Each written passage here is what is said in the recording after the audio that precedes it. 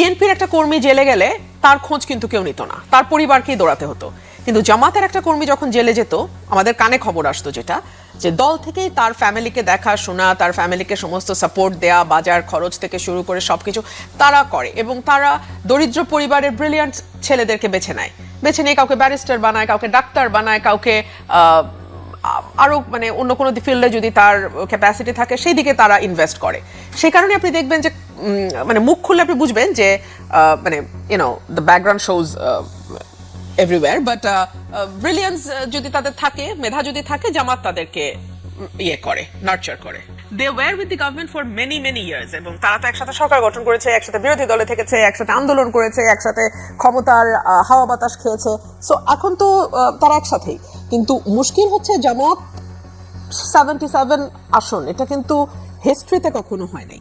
So তারা এখন চেষ্টা করবে সরকারের ব্যর্থতাগুলোকে বাড়তে দিতে, সরকারকে আরো সময় দিতে, এবং আরো যাতে সরকার আরো বেশি ফেল করতে থাকে, বিভিন্ন জায়গায় আরো বেশি ডুবতে থাকে। তখন জামাতের জন্য যেটা সুবিধা হবে সেটা হচ্ছে যে তারা হয়তো নেক্সট ইলেকশনকে টার্গেট করে আগাতে পারবে। যদি আওয়ামী লীগকে নির্বাচন সিনারিওর বাইরে রাখা যায়, নির্বাচনী মাঠের বাইরে রাখা যায়, তাহলে জামাত এই স্বপ্নটা দেখতে পারে যে আগামীতে হয়তো তারা মেজরিটি নিয়ে আসতে পারবে। সো এইটা হবে তাদের গেম প্ল্যান। এই যে লং মার্চ, মহাসমাবেশ, এগুলো সব কি বোগাস? না, বোগাস ঠিক না। একটা রাজনৈতিক দল তার নেতা কর্মীদের চাঙ্গা রাখার ব্যাপার আছে, নেতা কর্মীদের মধ্যে আমরা যে বিরোধী দলে আছি সে একটা উদ্দীপনা রাখবার ব্যাপার আছে, প্রশাসনকেও একটা সিগন্যাল দেওয়ার ব্যাপার আছে যে আমরা কিন্তু শক্তিশালী বিরোধী দল। এবং ডেফিনেটলি জামাতের যেটা সুবিধা হয় যে ধরুন ঢাকায় তারা একটা সমাবেশ করবে, কথার কথা, নীলফামারীও তাদের যে কর্মী আছে উনিও ঢাকায় চলে আসবেন। আবার নীলফামারীতে যখন তারা সমাবেশ করবে, ঢাকার যেই যাত্রাবাড়ির কর্মী আছে উনিও নীলফামারীতে চলে যাবেন। সো একসাথে ওনাদের সমাবেশ কিন্তু আপনি বিশাল দেখবেন, বিকজ সারা বাংলাদেশের যেখানে যত জামাত কর্মী নেতা আছে তারা সবাই ওই জায়গাটাতে চলে যায়, and they're very মানে organized. So transportation cost will be very high.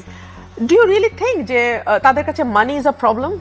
Money is not তাদের মানে আমি জানি না সোর্স অফ ইনকাম কি বা এটা তারা, আমি যেহেতু দলের না আমার পক্ষে তো বলা মুশকিল। অভ্যন্তরীণ সোর্স হতে পারে, নেতাকর্মীদের কাছ থেকে পাওয়া টাকা হতে পারে, কিংবা বিদেশ থেকে আসা ফান্ড। নেতাকর্মী তো সব যাচ্ছেই, তারা নিজেদের খরচেই যাচ্ছে, থাকবে খাবে সব নিজেরাই করবে, সব মানে খুব ইজি মনে করেন? ইজি মনে করি না, কিন্তু ব্যাপারটা জামাতের জন্য ইজি মানে ভাই। আমরা জামাতের রাজনীতি করি না বলে হয়তো বুঝতে অসুবিধা হয়, কিন্তু বাইরে থেকে যতটুকু বুঝি বিএনপি বা আওয়ামী লীগের মতো তো আর ওদের স্ট্রাকচার ইজ কমপ্লিটলি ডিফারেন্ট। কারণ আমরা যখন বিরোধী দলে ছিলাম, বিএনপির একটা কর্মী জেলে গেলে তার খোঁজ কিন্তু কেউ নিত না, তার পরিবারকেই দৌড়াতে হতো।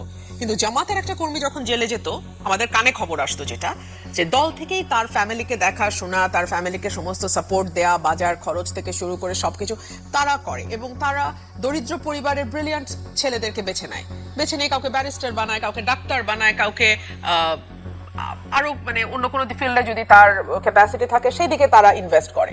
সেই কারণে আপনি দেখবেন যে মানে মুখ খুললে আপনি বুঝবেন যে মানে the background shows everywhere, but brilliance যদি তাদের থাকে, মেধা যদি থাকে, জামাত তাদেরকে ইয়ে করে, নার্চার করে। আপনি যা বলছেন, are this critic of the Jamaat Islam or ইউরোজাইজিং? This is my analysis. I'm neither criticizing them nor I'm in favor of them, but I'm just খুবই objective analysis, very objective analysis, because I'm not a part of Jamaat. So মানে objective analysis এরকম বলছে, it is a very discipline party, yeah, very কি বলা যায়, well organized. Organise তো বটেই, খুবই প্ল্যান মাফিক চলে এবং একদম সেরকম করেই যাচ্ছে। একদম। তো সেই পার্টি কি কারণে 5 বছর পর্যন্ত অপেক্ষা করবে? তাদের তো একটা রিস্কও আছে যে এর মধ্যে আওয়ামী লীগ ফিরেও আসতে পারে। মানে আমি একবারও 5 বছর বলি নাই, আমি বলছি তারা অপেক্ষা করবে যতদিন পর্যন্ত না তারা মেজরিটি পাবে বলে তারা মনে করবে। যেই মুহূর্তে তারা বুঝবে সরকারের ফেলিয়ার যত বাড়তে থাকবে, আওয়ামী লীগকে যদি আপনি মাঠের বাইরে রাখতে পারেন, তাহলে হয়তো 2 বছর, 3 বছর, 2.5 বছর, যখন তারা বুঝবে যে 77 উইল বি 152, তখনই সিনারিও আলাদা হয়ে যাবে। এটা কি বোঝা সম্ভব মনে করে? ওদের ডেফিনেটলি পরিসংখ্যান আছে, they have their own character, একেবারে তাদের অ্যানালিসিস আছে, তাদের ডেটা আছে, এবং এইসব ব্যাপারে তারা অনেক গুছানো বলে আমার ধারণা। all these are going in their favor with a total Eurozation, total. Absolutely. না মানে অবজেক্টিভ রিয়েলিটি হতেও পারে, হ্যাঁ হতে পারে, এটা অস্বীকার করছি না, হতে পারে। কিন্তু এটা ঠিক যে প্রথম আপনার বিগিনিংটা এরকম মনে হয়েছিল যে যখন আপনি বলছেন যেটা এক্সটেনশন অফ দি গভর্নমেন্ট, কিন্তু এখন আবার বলছে খুবই ক্যালকুলেটিভ ওয়েতে তারা অপোজ করছে। Absolutely. আচ্ছা, কিন্তু এখানে আমার প্রশ্নটা এরকম আসে যে ধরেন তারা যদি এতই পারে তাহলে why not they try to make it earlier?